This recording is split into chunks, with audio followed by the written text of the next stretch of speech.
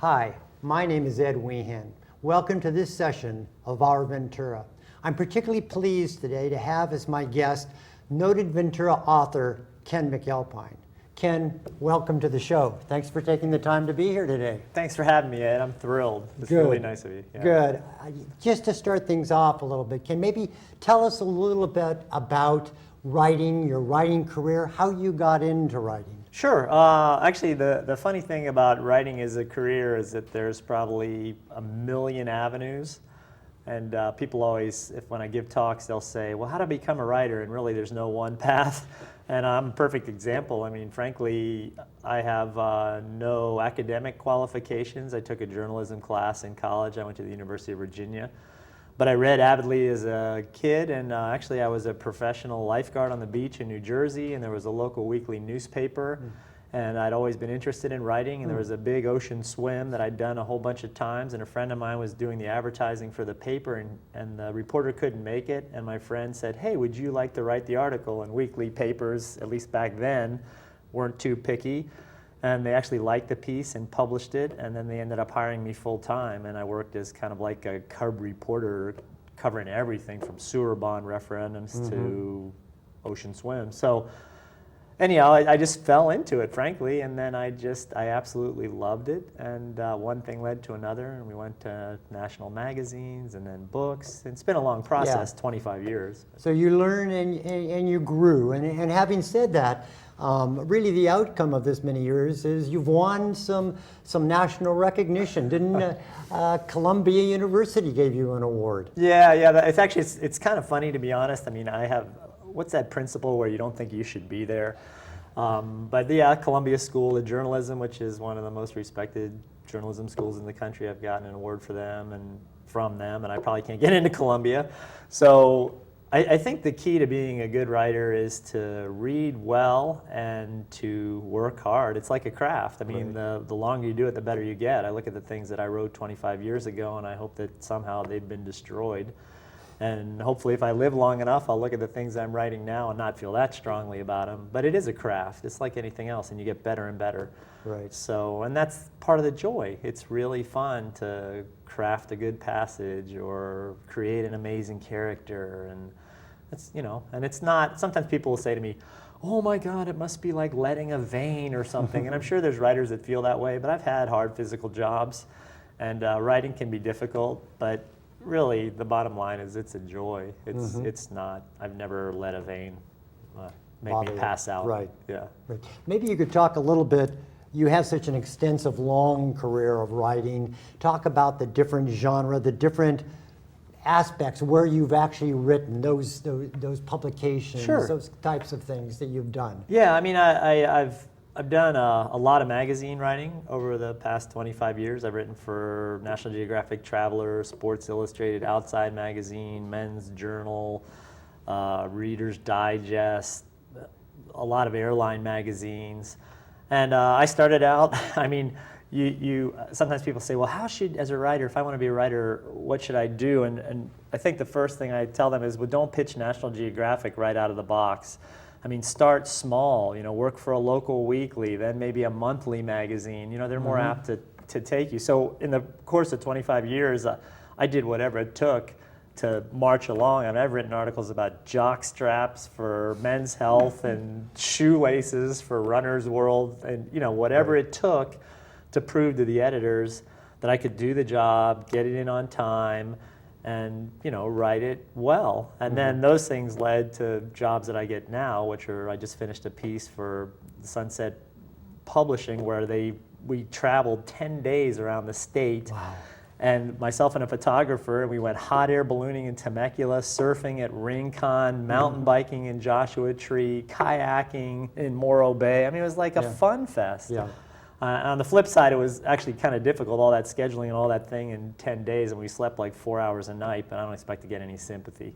So anyhow, you work your way up. Sure. Yeah, and I've written about just about everything, which is interesting. And one of the things I've noticed is that a lot of your writing does often pertain to a lot of adventure, a lot of travel kinds of things. Any interesting stories from your past? I mean, you've been to some pretty exotic places and some interesting physical kinds of things you've had to do to write your stories. Yeah. I mean, it's sometimes in quiet moments I think about it. I think, I can't believe I've gotten to do these things. I mean, it is a dream. But anyhow, one of the ones that really sticks into my mind, and it's makes me question my own intelligence, but I was doing this series of articles for American Airlines where they would just send me to do things that were totally inane and totally out of my realm of expertise. I did this cross-country ski race called the Birkebeiner, which is 30 miles. Right. I don't even know how to stand up on skis.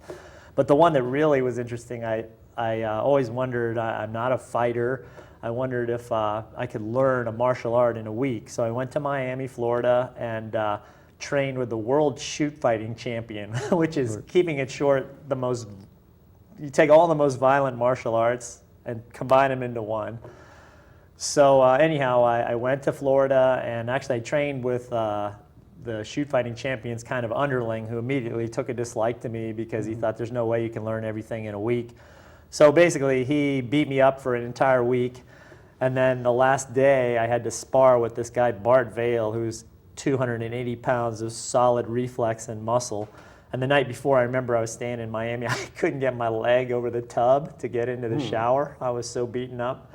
So anyhow, I somehow found it in me to get into the ring with Bart, and we have the video in the house somewhere. I think my wife's hidden it away, but he basically used me as a handy wipe for about 4 minutes, and there's blood all over me, and I wasn't seriously hurt, but the answer to can you learn a martial art in a week is no. Okay. Yes. But as a writer, you end up learning a lot of different things you never thought you would learn. Absolutely, yeah, and that's the joy. I mean, every day is different. So you've transitioned, not totally transitioned, because I know you still do a lot of that type of writing as you just referenced, but you've moved into books. And I think you've completed 3 books now, the first 2 of which were nonfiction. Right. The first one being off season, I believe. Right. Maybe you could just touch briefly on that being your first book, what that entailed. Sure. The book's called Off Season, Discovering America on Winter Shore, and it was published by Random House in, I think, 2004. But anyhow, the idea was I traveled from Key West, Florida to Lebec, Maine over 5 months in the winter, and I traveled through all these small communities. And the idea was to see a piece of America that a lot of people don't see. And so these were small beach communities in the winter when the tourists were all gone, and it was pretty much just the local fishermen and whatever, and real characters. So actually it turned out to be this, I mean, sometimes I think I have this guardian angel on my shoulder. It turned out to be, 5 months of running into these fantastic characters I couldn't have even dreamed up. But it was my first book, and the interesting thing was, I had an agent in New York, and we sent the proposal around, and an editor at Random House accepted it. But I was an unproven book writer, so she wanted to see the first chapter as soon as possible. So I actually stopped in Florida for about 2 weeks and wrote the first chapter and sent it to her. And then there was, of course, all this. Then I kept on driving up the coast and doing what I was doing. And then I get a call, and I'm in a laundromat in South Carolina. And it's the editor, and this is a big deal for me. It's the first time I get feedback, and she says, Ken, we have to talk. And just after she says that, some woman next to me, her laundry machine goes berserk, and there's water spilling out, and underwear, and everything else, and all this screaming and everything, and Carrie, my editor's talking in my ear, and I can't hear her. So anyway, I step away, and to make a long story short, she loved the first chapter, and it was just like this collective sigh of relief, because I think one thing that every writer is up against is you're often pigeonholed. So at first I was a magazine writer, and then he can, Off Season won an award, and I got a couple some nice recognition, so it's okay, he can write nonfiction books. But that's different from fiction, and now I have a novel out, and that's getting nice reviews. So I think writing is writing, and I mean, definitely dialogue and all that sort of thing. It's definitely a craft, and I still need to work at that. But it's interesting. I run into that all the time, even as a professional. And I know there's so much we could talk about on off season. I don't think you were in a Hilton hotel when you were doing your typing, but the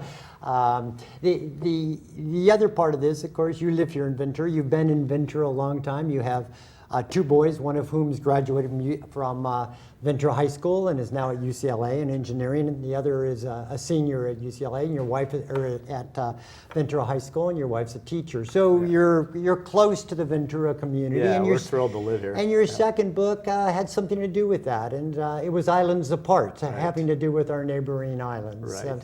Maybe you just talk briefly about that. Sure. It's the book's called Islands Apart: A Year on the Edge of Civilization, and the premise behind that, Ed, was I'm the least technological person in the world, but I sort of felt like technology was running away with us, and we were so consumed with Facebook and cell phones and gosh knows what else, the internet. I mean, sometimes you'd drive by a house and I'd see families and there'd be 4 people on 4 different computers with their backs to each other. And I'm not telling people how to live, but I thought technology was running away with us. So the premise behind Islands Apart was, it's sort of, my editors called it a Walden for a new time. So I spent time alone on each of the 5 Channel Islands in the national parks, and a week, not a long time. You know, I don't pretend to be some outdoorsman in a loincloth that's going to survive for a year, and I couldn't afford to do that.